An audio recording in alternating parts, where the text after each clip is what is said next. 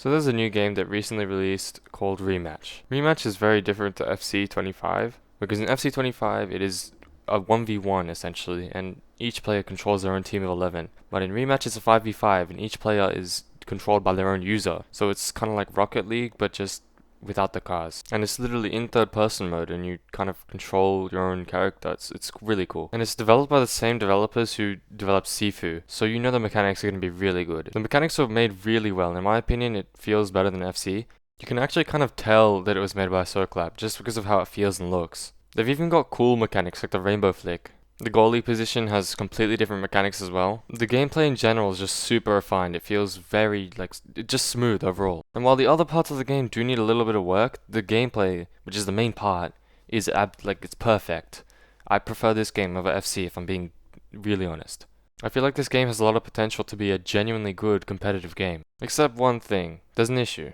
This game has a battle pass. And you might be wondering, what's the problem there? Fortnite has a battle pass, Overwatch has a battle pass, Rivals has a battle pass. Why is it an issue when it comes to Rematch? Well, the thing is, Rematch isn't really like these other games I just listed. Rematch is different in a way which you probably wouldn't expect. The difference is that these games are free and Rematch costs $30. And it will never make sense to me how developers will publish a game that costs money to play and then ask you to pay more money after you pay for it. What the hell? I just paid. I just paid you the money. Now can I please make my character look cool? But nah, you gotta pay for that stuff. And I know Fortnite kind of encouraged, well not really encouraged, but indirectly encouraged other game developers to put Battle Pass into their games. But it was always such a stupid thing for other developers to copy it, because their games costed money in the first place. When Fortnite released Battle Pass, the game was free, completely. You would download the game for free, launch for free, play for free, everything free, except the cool skins. So if you want the cool skins, then you pay for them. And that's completely fair because the developers have to make their money back somehow. They put money into the game, they want to make money out of it. And not only for profit, they literally need it to keep the game running, so it's completely justified. Same thing with Rivals. Marvel Rivals released only a few months back and they had a battle pass. Why? Because the game's free and they need a way to make money so they can continue running the game for us. Rocket League, when it became free, it wasn't always free, but when it became free, they added a battle pass. When a game is free and they need a way to make money, it's completely justified to have microtransactions in the game. And then you've got these other developers who have games that cost money, who add a battle pass anyway. It's pretty common too, it's not even a rare thing. A bunch of games did it, including Rainbow Six Siege, Helldivers 2, Call of Duty, the game that I'm playing right now. Black Ops 6 costed $70. What do you mean there's a battle pass? Especially games like Call of Duty, where there's a new game every single year. You just gotta keep on paying for battle passes if you want that kind of content, cosmetics and all that. Plus the actual price of the games. You know how much money that'd be? The Call of Duty battle pass is $30 per battle pass, and there's about 4 seasons I think per game. So every single game you would be paying $190 for the game plus the battle passes. Wait, never mind, I just found out it was 6 seasons per game, so add another $60 onto that. That's $250 per COD game, every single year.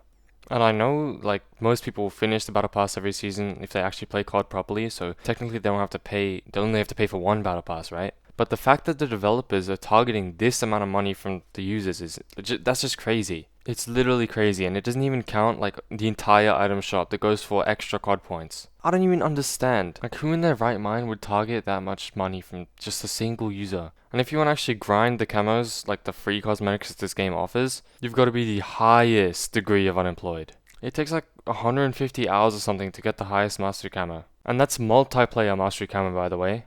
If you're playing a lot of zombies and a lot of Warzone, it's going to take you much longer. This is 150 hours of purely multiplayer gameplay. So they practically force people who have a life outside of the screen to buy camos. Unless you're happy with not having a camo at all, which is 1% of the player base. And the thing is, this isn't just Call of Duty. So many other games do this and get away with it. A Rematch, which are literally just released. How are you that greedy that you literally ask people for extra money after they've already paid for the game? Thing is, they don't even want to charge extra for the game. If they plan to make it $30, they would make it $40. But no, they want to make money off the Battle Pass every single season. And they charge you money because they're scared that if the game fails, at least they're going to get that money back from what they spent developing it. And sure, they managed to decrease the risk of losing a lot of money from a failed game. And I would say that, this is the kind of stuff that makes the game fail. But it doesn't, because clearly it's been working. Every single online game developer puts it into their game and people just buy it. And in reality, people are going to continue buying it. No one's going to stop buying it. Because cosmetics are things that people really want. The only thing that really stops people from buying cosmetics is when, they're not sure if the game's going to survive or not. Like, especially if it's a new game. But for games like Call of Duty, people just buy it anyway, because Call of Duty's never gonna die. They see the cool skin, they buy the cool skin. That's just how it works. And they can raise the prices as much as they want, and people will still buy it. Because at the end of the day, you can't really sail the seas with video game cosmetics. You have to buy it, there's no other way. Not encouraging sailing the seas, by the way. But you get what I'm saying. And I know Rematch probably won't remove the Battle Pass, they'll probably keep it, but for future developers, I really hope they stop doing this kind of thing. But they probably won't. Because if it works at the end of the day. That's pretty much all that matters. Was it really worth it? Was it really, really worth it? Like, don't get me wrong, Fortnite was peak gaming, amazing 6 years. Like, literally phenomenal. Fell off really hard after the Chapter 5 release, but still, a lot of games will never even come close to that. Was it worth it for one game to be spectacular? A little miracle in the gaming world, with the case that it ruins every single other game and turns them into microtransaction infested trash cans. Because personally, I don't even really know. Let me know what you guys think down in the comments. If you enjoyed the video, make sure to drop a like and subscribe if you want to see more content just like this. Again, I'm planning to continue the commentary kind of stuff, so if you're into that, don't forget to subscribe. Anyway, I will see you guys in the next one.